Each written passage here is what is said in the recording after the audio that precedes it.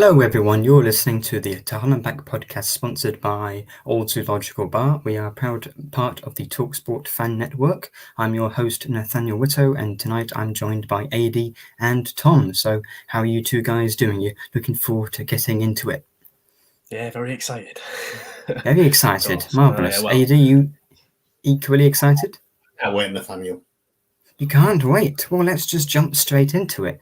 Although, last week was quite a happy pod.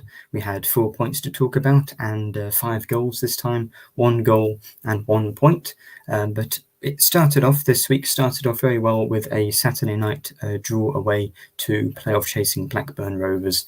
We only had 38% possession. I'm not sure again whether we fully deserved the point. But Tom, I'll go to you first. A draw away at Blackburn. They're a pretty good team. Were you happy with that result?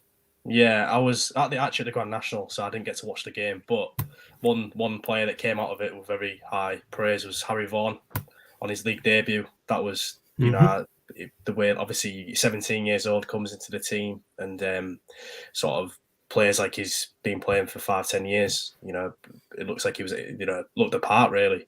Come right ahead, good first touch, wasn't scared to take on the opposition. And it was causing Blackburn problems. So I think that just shows that the academy's come a long way in the past 5-10 years because they're now churning through consistent sort of talents.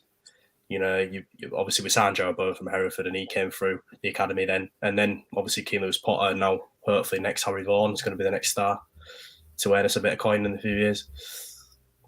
Yeah, AD, would you agree with that for the young debutant? Yeah, I think he looks like a good signing, doesn't he? He's certainly come in and hit the ground running, and he didn't look out of place. And yeah, I suppose that's the biggest compliment you can give him, really, for not looking out of place in a championship side against a really good championship team. It's it's good to see somebody coming into the team and ripping it up a little bit. That's that's something that we've relied on quite heavily, and I don't think this season we've maybe used it as much as we have in previous seasons. And Liam got asked if he was going to bring any of the young lads through, and he was a little bit coy about it, wasn't he? But obviously, he sees Harry Vaughan as probably as a starter by the looks of things, because he's left out Malcolm last night. He wasn't even on the bench, was he? And young Harry Vaughan's playing again, so he obviously thinks very highly of him. Yeah, the academy has been a really important part. It's always been the major thing that the Lambs got right. Of course, we've had young players like Bowen, Greaves, and Keane Lewis Potter. And then, of course, Fleming, he's gone back on loan to Oxford, though. So I guess this season we haven't really used the youth. With the amount of injuries we've had, I guess the two main academy players we've used are both called Vaughan, Vaughan Covell and Harry Vaughan, which is a bit of an odd thing. But I think Harry Vaughan looks better than Covell did. He looks like he looks bright, as in with the energy, and quite an intelligent player, the way we're playing at the moment. So haven't we? This Harry from Oldham. January from Oldham, and it just goes to show that they've got some good scouts out there, doesn't it, as well? Because to scout somebody like him, that's a good thing, because as you say, he probably does look a bit better than Vaughan Covell, to be quite honest. We didn't see enough of him to make a decision, but he certainly hit the ground running more than what Vaughan Covell did. Mm-hmm. And I think because we've got so many attacking players, even though I guess a few are injured, we still have Pelkas, Ebiway and Longman who could play. So I think the fact that Vaughan's come in and played 2 games against very good opposition and not looked out of place at all. I'm sure his first goal's coming. But Tom, big shout. Could he be the next Bowen Lewis Potter that maybe becomes a sort of a cult hero, or for the club? I think it's so hard to say. Yeah, I know it's one of the questions where I want a yes or a no, Tom. A yes or no. I think from 2 games, let's say yes. Let's have a bit of confidence. Yes, I know I can't. Yeah, but I think with the 2 games I've seen, he's very good technically. Like his first touch is brilliant, and he's got an eye for a pass as well. I think he started obviously on the left wing, and then he started actually in the centre last night. And I thought he sort of affected the game well. Yeah, it's a shame we don't have any sort of fit natural striker, because it probably would help, him having someone to play to. But I thought he gave a great account of himself last night.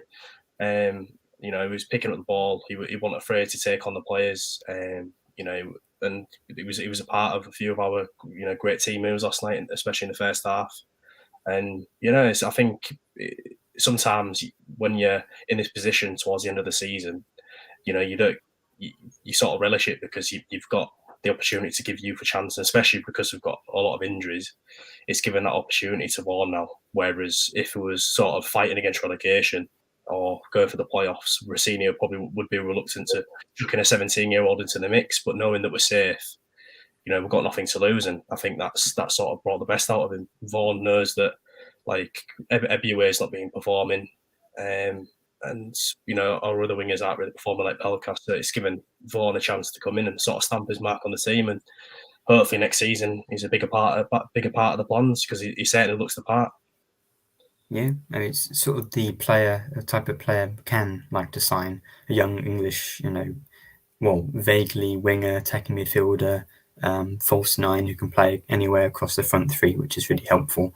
We've got a fair few of those, but I think, it is too early to say, and I think maybe Bowen and Lewis Potter had scored by now in their careers, but don't want to compare him too much to those, because he has just played the 2 games. But I think the fact we're playing this very technical system with the passing and the controlling the possession, and he's come in and not looked out of place is the best compliment we can give him. AD, he's clever as well, isn't he?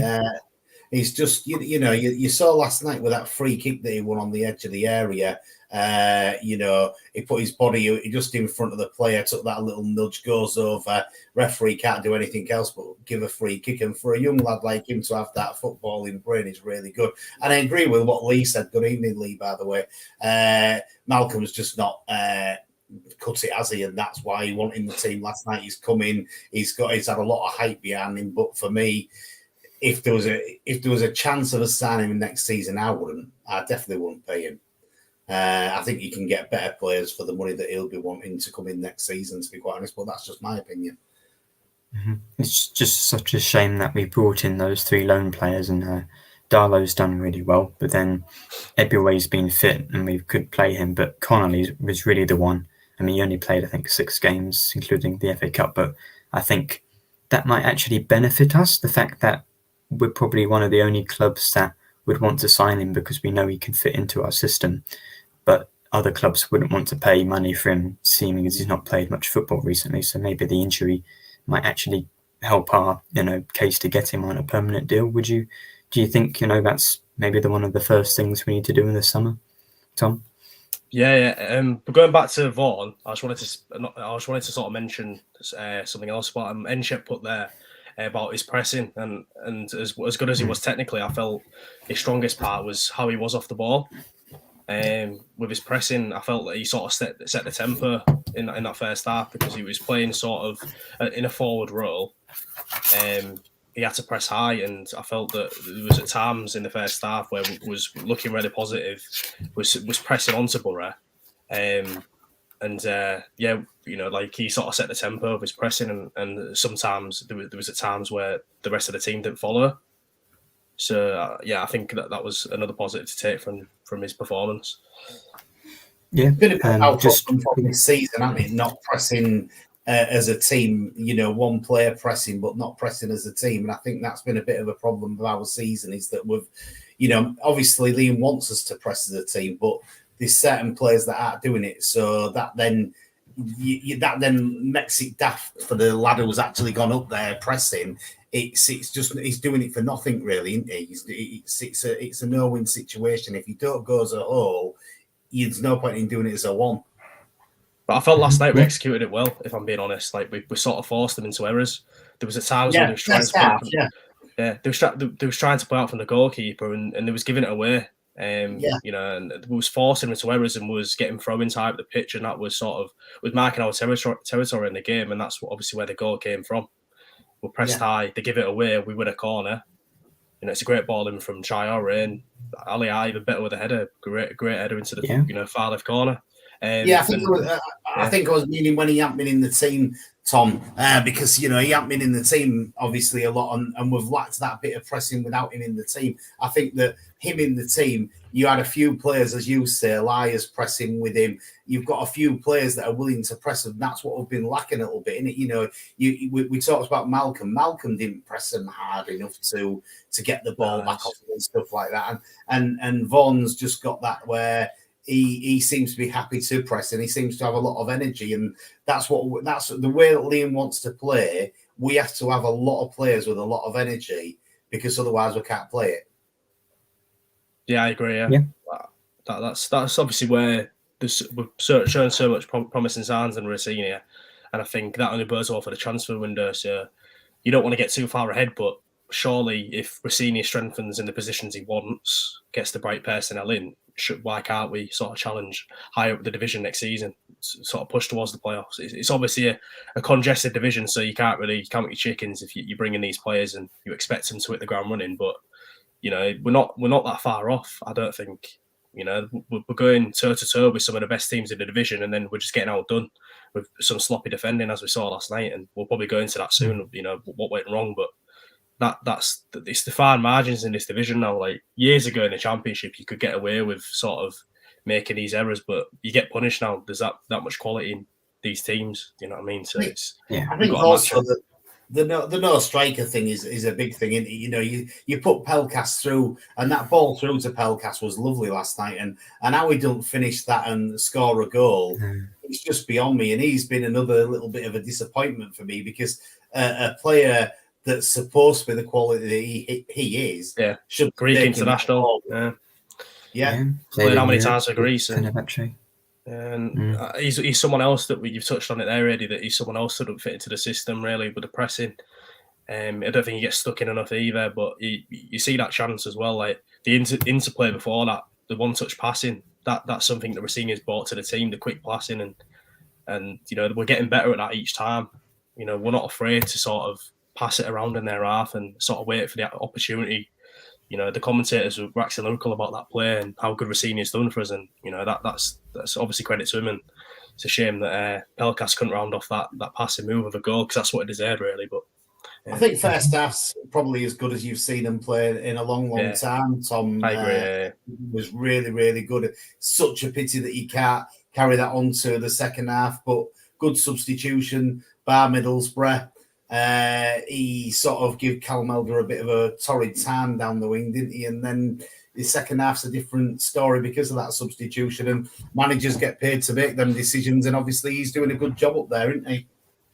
Yeah, Isaiah Jones obviously came on and impacted the game a lot, but I felt that Middlesbrough knew where they was going to.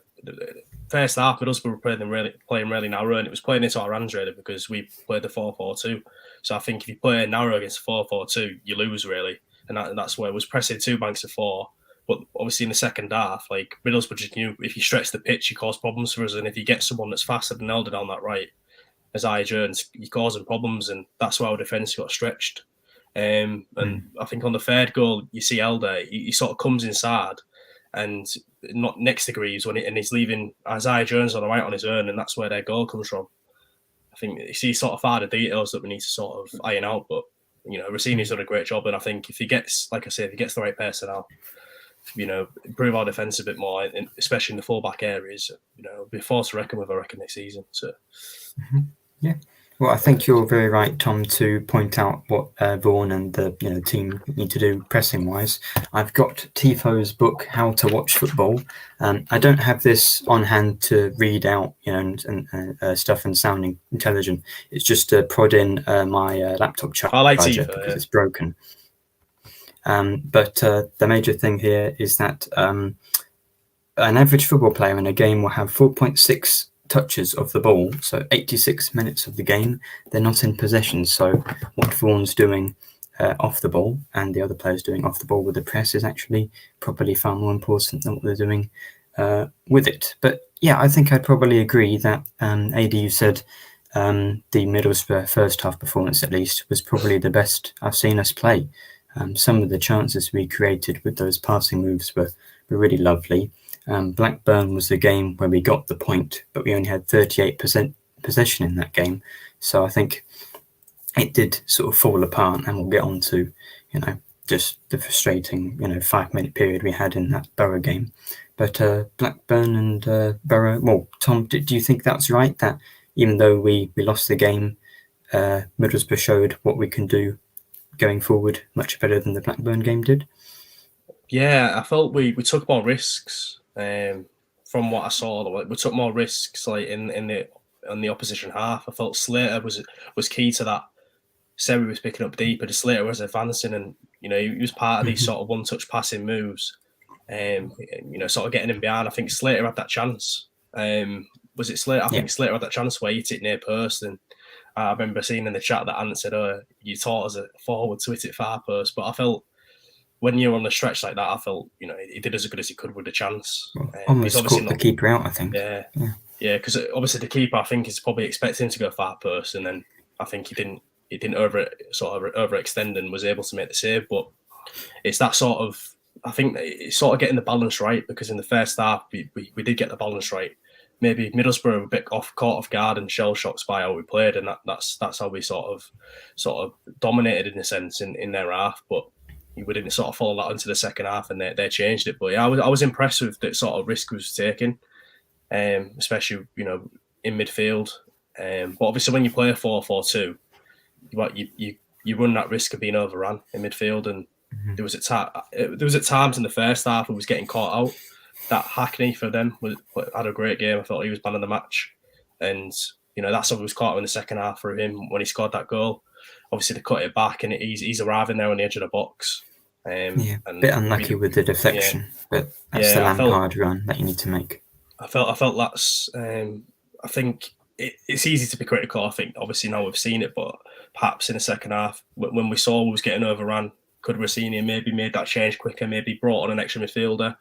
That's obviously been overcritical, but I felt he saw enough from what we did in the first half to think, oh, the equaliser now. We'll go back to what was doing in the first half, but it didn't happen like that. And Middlesbrough sort of ran us ragged in the second, and that's where we could be learning lessons from sort of the performance in a sense. And but overall first half, like you say, that was probably one of the best we've played.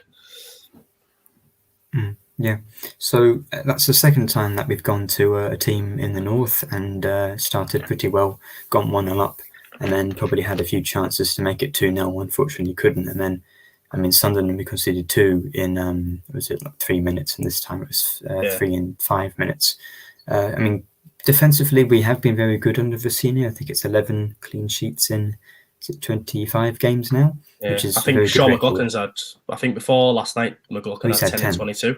10 in 22, I think, and then now it's like 10-23. But well, we only had the one clean sheet under Shotter and Dawson. It was that drew at Preston where we got absolutely battered, but somehow drew. They had about 25 shots, didn't they? Yeah, and just Robbie Brady crossed it like 50 times. But I guess the first goal was a bit unlucky with the deflection. Akpom's now broken Jared Bowen's record of 8 Championship goals at home in a row, joint with Tammy Abraham. He's got 9. It's just typical. A former Hull player was going to score, but I guess it was Akpom's in very good form, so it's not that big a deal. But then, we've lost both games to Middlesbrough 3-1 this season, but you can clearly tell from the pretty shambolic defending. Pretty much the whole game. The first game back when was that Carrick's first game? I think. Yeah, it was Carrick's first win, I think, at least, or maybe it was his second game or something. But clearly, even though we did capitulate for like 85 minutes of the game, we looked pretty good. And I think there are actually a few chances that we didn't take at the very start of the second half. Aliar went through and sort of couldn't get a shot away. So I don't really think we should be too disheartened. Middlesbrough very good. They're probably one of the favourites to win the playoffs, perhaps. I think they're, and we're now safe. So I don't really think there's anything too bad to worry about. AD, I've been asking this question to a few people, but what's the end of the season? There's 3 games left now, so less time. But what should we do at the end of the season? Is it best to bring in some of those academy players, or is it just about getting as high up the table as possible? What do you expect from the end of the season? Well, I mean, you could. I think you probably could do either, couldn't you? And there's not a lot of them left yet. I think what you've got to think about if you're Liam Rossini is the financial fair play rules. I think that's what comes into our closed season is how much money we've actually got to spend because of how much we spent last summer.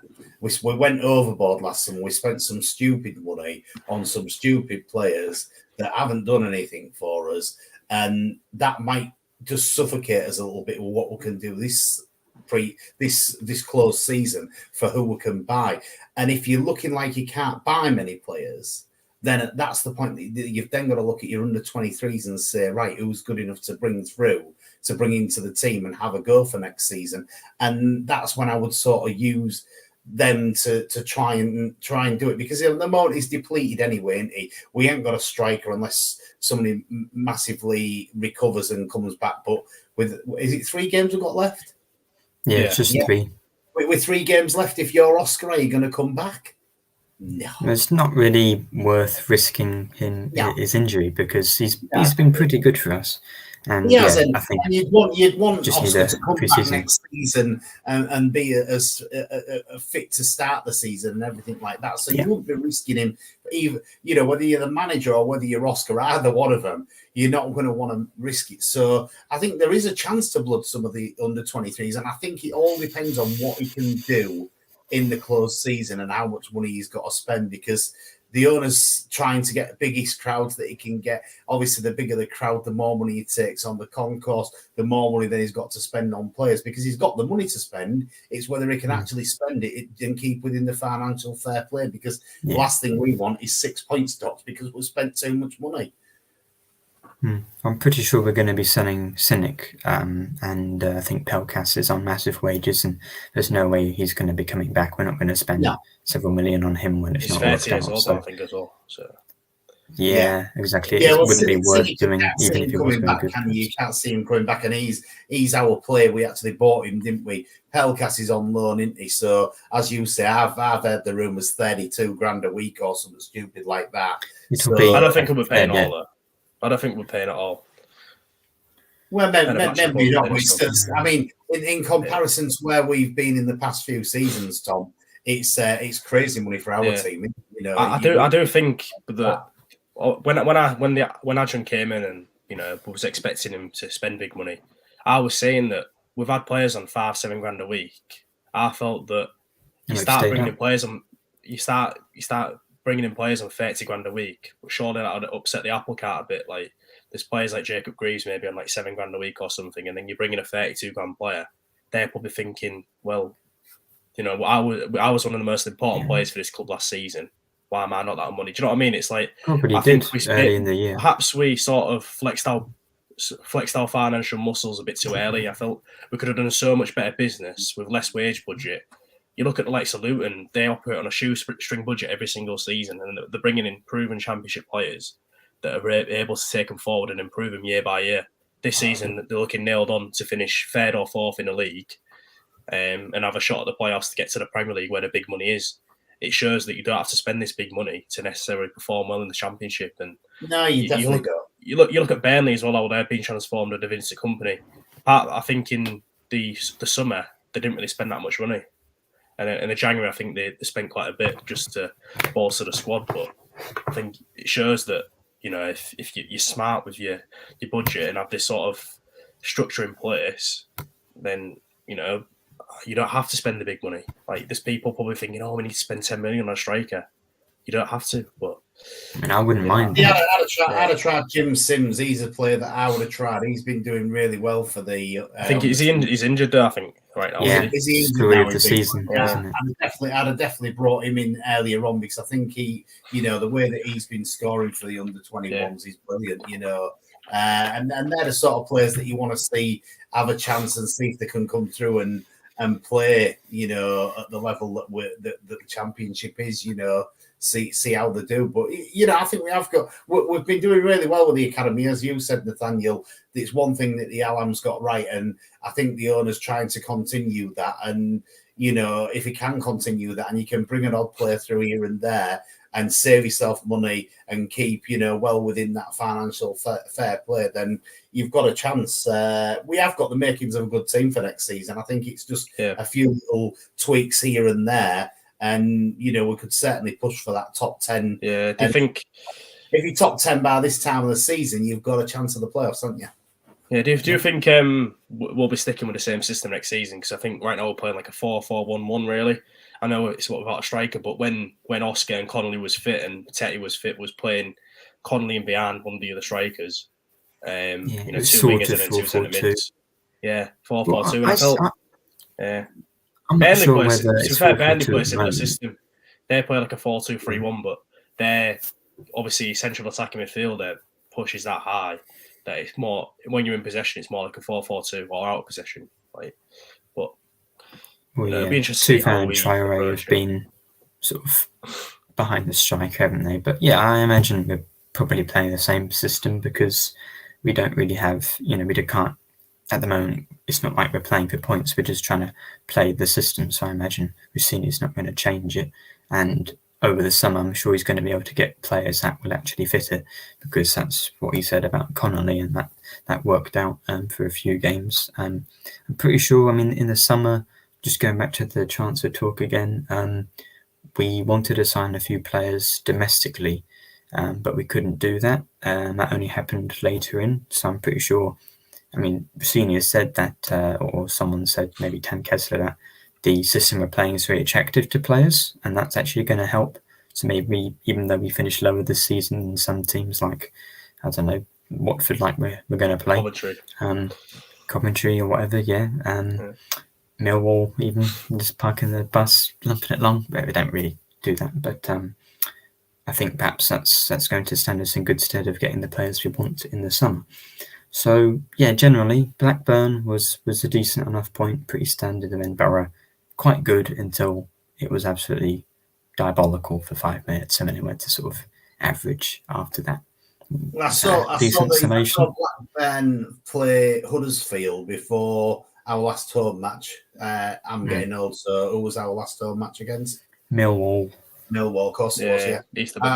I saw Huddersfield and Blackburn, and obviously it was the Blackburn was sort of peppering the box for Huddersfield in the last 20 minutes, really, really massively. And they did that to us on Saturday night, didn't they? They really peppered us, and the defence held strong there. And that showed that our good side of the defence. And obviously, I think Middlesbrough probably got just a little bit more quality in there. And that's probably why they cut us open a little bit more and got the goals against us. Because, the defence has been great since Rossini came in. And I was disappointed last night that, we'd gone 1-0 up and lost 3-1, but then, you have time to reflect and think about it. And, we're not too far off Middlesbrough. We're probably a couple of 3 signings off where Middlesbrough are, because as first half showed, we can more than compete with them. So holds us in good stead for next season, doesn't they? I felt the most disappointing goal conceded was the Cameron Archer one, where the keeper just long ball.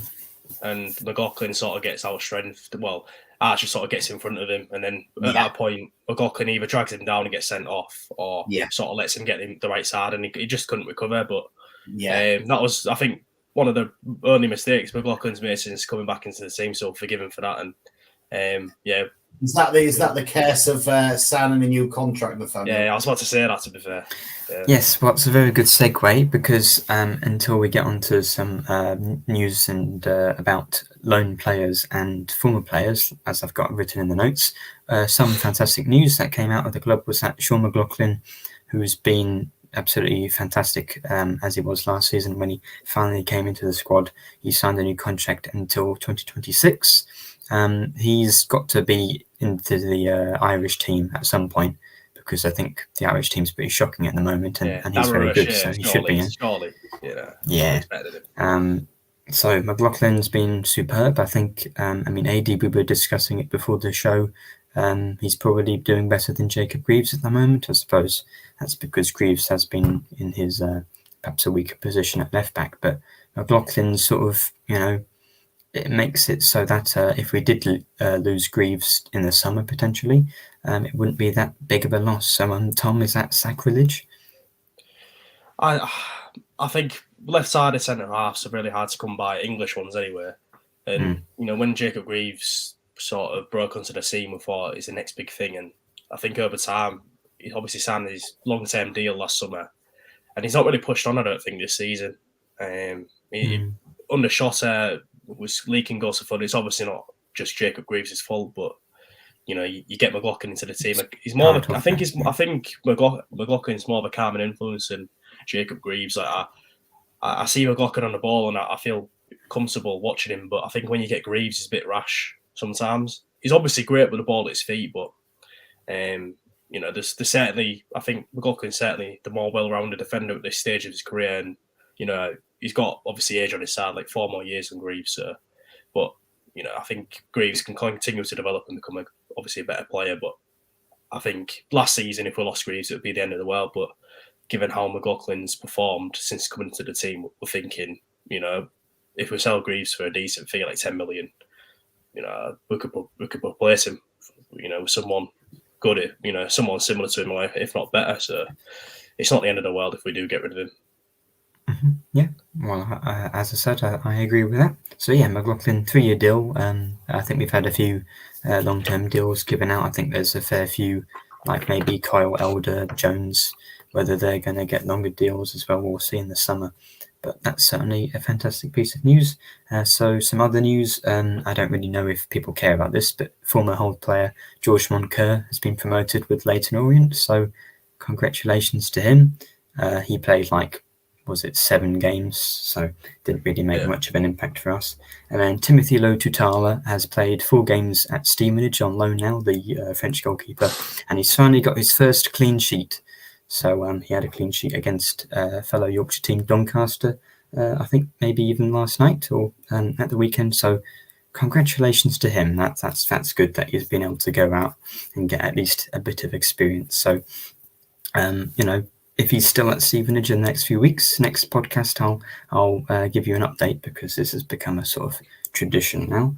So let's look ahead to the next game. We're at home to Watford on Saturday, the first of 2 back-to-back home games. I think the last time we had back-to-back home games, we won both with 2 clean sheets. So hopefully this would be the first one.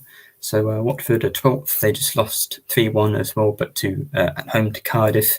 I think they conceded 3 goals in 10 minutes as well. So fairly similar to us. So Chris Wilder is not really doing a good job there. We were talking beforehand, why would anyone go to Watford? So Adi, you were saying that the money's the big part of why any manager would go to Watford at the moment. Well, yeah, I'm just saying that, you're probably going to work for 6 months and you'll get paid for 3 years, won't you? So it's not bad. I'd love to work 1 year just for 6 months and then get paid for 3 years for it. It'd be great, wouldn't it? Yeah. Absolutely. It's I suppose as a manager, it's a bit of a thankless task going there, because they do like to go on the manager merry-go-round quite regularly, don't they? So but Chris was out of work and he's got 3 years guaranteed money. Well done, Chris. Yeah, good move for him. Tom, how would you see this one going? Cardiff coming off the back of a lot. Watford coming off a loss to Cardiff, so should fill you with confidence. But it's that part of the season where the teams at the bottom are taking points off the bigger teams of the division, because they're fighting for their lives. And it didn't surprise me seeing sort of Cardiff turn it around last night to win, because these are the sort of results you get. You saw Huddersfield beat Middlesbrough 4-2. No one expected that. But yeah, I think it's certainly Watford. They've got the attacking players that can hurt us, like Ismail Assar out wide. We know that our fullbacks are our strongest area of the team, so I think that's where they can hurt us, perhaps on the counter attack. But defensively, I've seen last night, Cardiff are not a team that score a lot of goals, and they went there and scored 3. So I should hope that we could put a few past them, perhaps, and hopefully it's an entertaining game. But yeah, we're sort of catching them at the right time. I think they can still get in playoffs. I think like 4 or 5 points off. I think it would take a mathematical miracle for them to. I mean, they could easily get the points required, but it's likely one of the many teams above them. The 12th party. So I think they're best. quite a long way. And yeah, maybe if they'd won last night, they would have had a chance. But I agree, we're getting them at the right time. Chris Wilder, I mean, usually Watford sack the manager and then they get a boost to get them into the playoffs. That was the plan, but I don't think he's really done very well there. So, AD, do you think this is definitely a good chance to get 3 points on the board? You'd like to think so, wouldn't you? I mean, as you say, they can make the playoffs, but as you say, they probably know they can't really make it. It's just a points thing that they can make it on. They've got to expect a lot of losses above them to try and get there. So, is it a bit of a nothing game? I don't know. I think it probably is a little bit of a nothing game. We need to win. They've sold a lot of tickets again of the club for this game, even though it is a nothing game. So well done to the club for selling a lot of tickets again. Well done to the supporters for coming in the droves to support a bit of a nothing game. And let's hope that we see, as we've said earlier on in the podcast, maybe hungry under-21s player who wants to come in and give it a really good go to try and get in the squad for next season and, come in and score a few goals for us, because that's what we need ultimately, isn't it? All right, we've got the 4 away at Sunderland, but before that, we've not been really prolific in scoring, and that's what we need at home. We've got all these supporters coming in, and we go down sometimes into the concourse at half time and say, well, that was pretty boring, wasn't it? And you're trying to get 20,000 people into the ground to watch football. Well, football's an entertainment business, and they have to start entertaining a little bit. So, there's now to play for. We're safe. We know that now after last night, even though we lost, we're still safe. So go on, Liam, put somebody out, have a go at it, and let's try and win 4-0. That'd be if really we can replicate that first half from Middlesbrough last night, then we should blow these away. We could do that, certainly. If you put the right player up front, and I don't think Pelkas is the answer, but I don't think Tufan's the answer either. I might be tempted, Nathaniel, and you're going to like this. I might be tempted to put Longman in and give him a go up there, because one thing, he's not done it recently, but when he first came to us, he had a really good eye for goal. And I don't know whether it's his confidence or whatever it is, but there's something that hasn't been there. But if he gets one, I reckon he'll go on to score a few, because he can score a goal, can Longman. And really, at the moment, he's our only actual proper attacker, as I would call him. He's an attacker, and I would say that he's probably our only one that we've got to choose from. Tufan's done all right recently. He's not done too bad. He has put more effort in and stuff like that. But Pelkas, send him back. Just send him back. Let him go back now. It doesn't matter to us. We don't need him any longer. Can we save 64 grand or something? I don't know.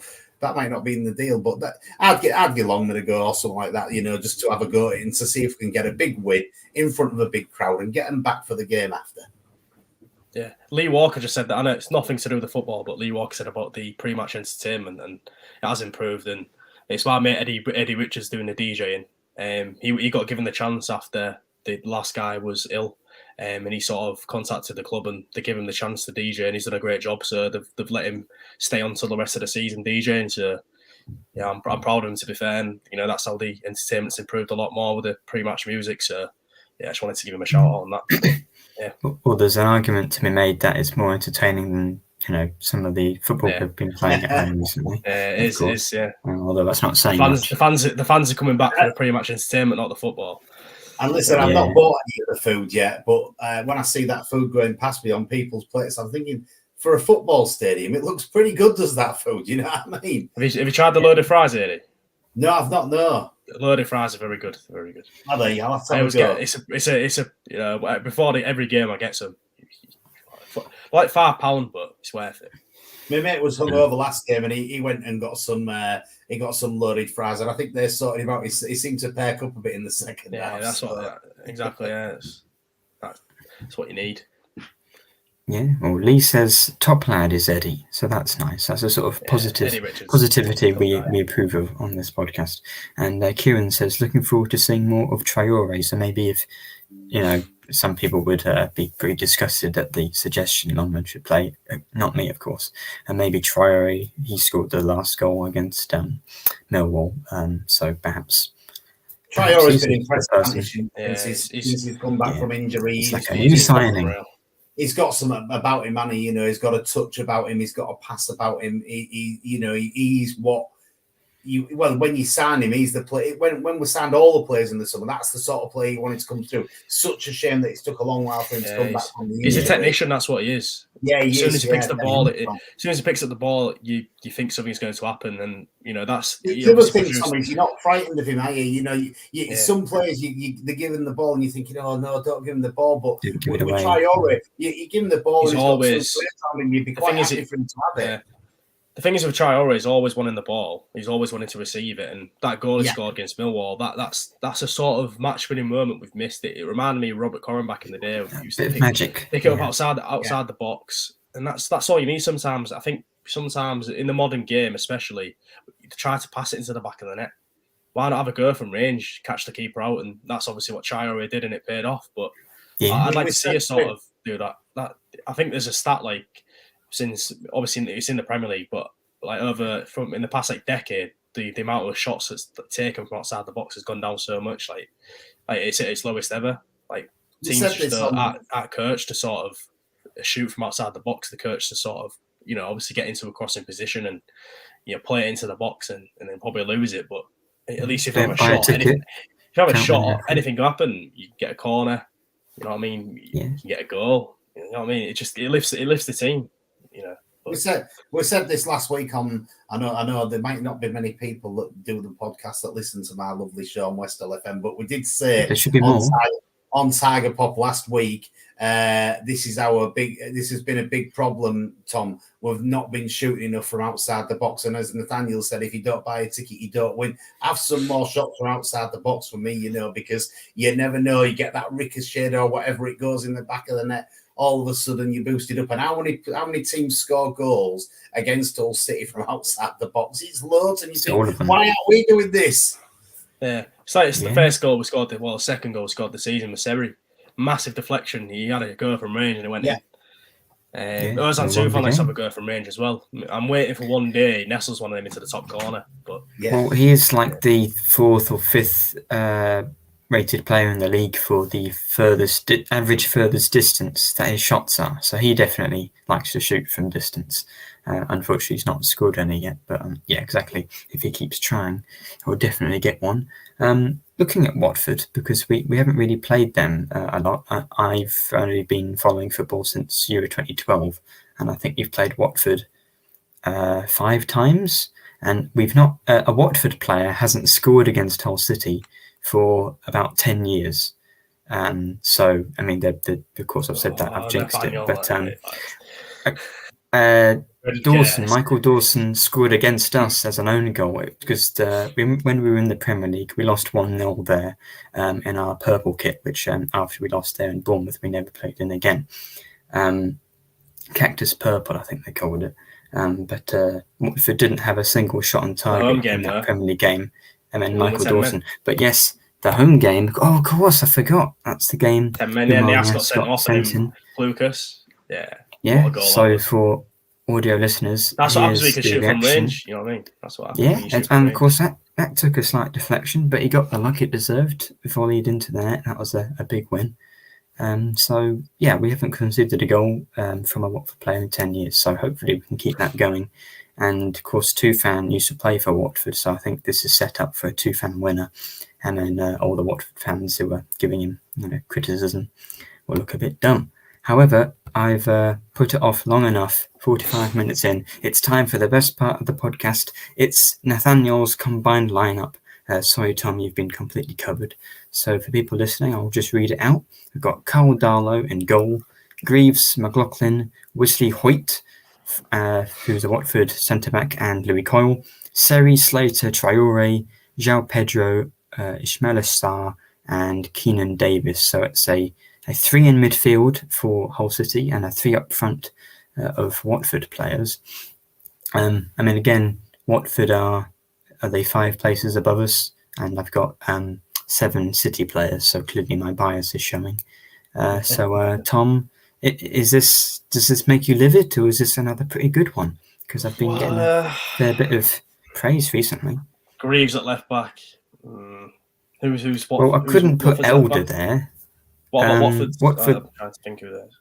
Watford's left back is a Camara, I think. I think he's done okay. Or Kamara. But I thought I like Greaves. Out, to be honest, yeah. And then Coyle as well at right back. Well, Christie's injured, and I think that the Watford player who's been at right back for the last 3 games is like an academy player who's played 3 games in his career. So it'd be a bit insulting to Coyle if I drop him for that guy. Coyle got in the team of the week as well, didn't he? I've just got to say that, he gets an awful lot of stick there, Louis Coyle, but he got in team of the week. And let's give Coyle his due. He's been playing with an injury for God knows how many weeks. He's having painkilling injections every game before he goes out on the pitch. And he's still playing to that first start performance. A high level, so yeah, I mean, everybody's slated me for my Coyle comments before, and I'll take the slating again because I don't mind it, because I think that, Louis Coyle, he epitomises what a footballer should be. He's good to all the other lads that come in. He puts his 100% effort in. Yeah, probably he's not the most talented player in the league, but, if you got 10 Louis Coyles in your team putting in as much effort as he does, and they've got a little bit more skill than him, then God, you would have a good team. Yeah. I mean, he's the sort of player you want as the local guy, as the club captain, even if he's not playing. It's like Jordan Henderson at those World Cups where he doesn't play. He's a good person to have around the dressing room. Yeah. So he's done pretty well recently, and I think it was a good choice. What I'm saying to you, well done. Oh, thank you, AD. Thank you. That's very kind.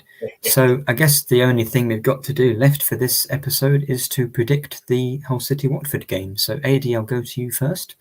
Well, I've said it a couple of times in the podcast, haven't I? So I don't predict games anytime, but I'm going to do it seeing as I'm on here tonight. And I'm going to say City win 4-0.